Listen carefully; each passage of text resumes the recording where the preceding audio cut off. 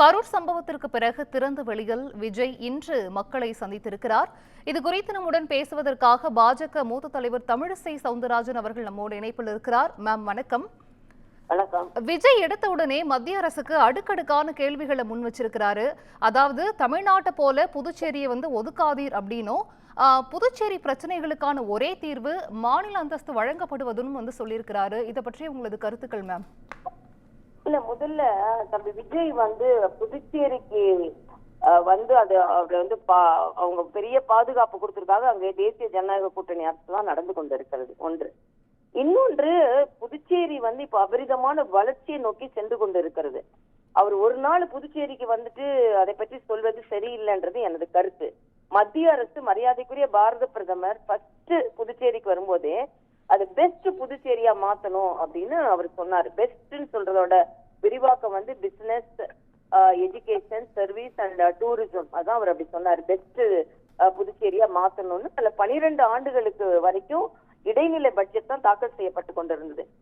தேசிய ஜனநாயக கூட்டணி வந்த பின்புதான் முதலாக முழு நேர பட்ஜெட்டே தாக்கல் செய்யப்பட்டது. 2500 கோடி அதிகமாக நிதி ஒதுக்கி முழு நேர பட்ஜெட் தாக்கல் செய்யப்பட்டது.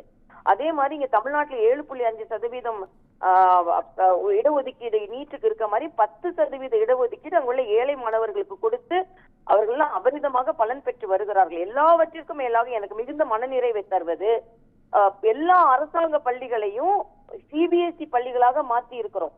அந்த சிபிஎஸ்இ பள்ளிகளாக மாத்தி இருக்கிற காலகட்டத்துல நீங்க சமச்சீர் கல்வி உண்மையிலேயே தமிழகத்தை விட புதுச்சேரியில தான் அதிகம் கிடைத்து கொண்டு இருக்கிறது. சாலை வசதி, இன்னைக்கு நீங்க தமிழ்நாட்டையும் புதுச்சேரியும் இணைக்கின்ற, நீங்க இங்க இருந்து சிதம்பரம் வரைக்கும் போற சாலையை பாருங்க, ரொம்ப குறுகிய நேரத்துல நம்ம போய் சேர்ந்து விடலாம்.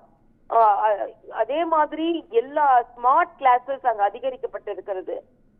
ஒட்டுமொத்தமாக புதுச்சேரி வளர்ச்சியை நோக்கி போய்கொண்டிருக்கிறது. ஆனா தம்பி விஜய் அதை முழுமையாக புரிந்து கொள்ளாமல் ஏன் அப்படி பேசினார் என்பதையும் அவர் முழுமையாக புரிந்து கொள்ள வேண்டும் என்பதும் எனது கருத்தாக இருக்கிறது.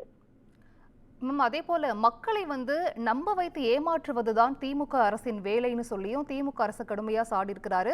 குறிப்பா இப்ப வரக்கூடிய இந்த சட்டமன்ற தேர்தல்ல மக்கள் திமுக அரசுக்கு பாடம் புகட்டுவார்கள்னு சொல்லியிருக்காரு மேம். இதை எப்படி எடுத்துக்கிறது?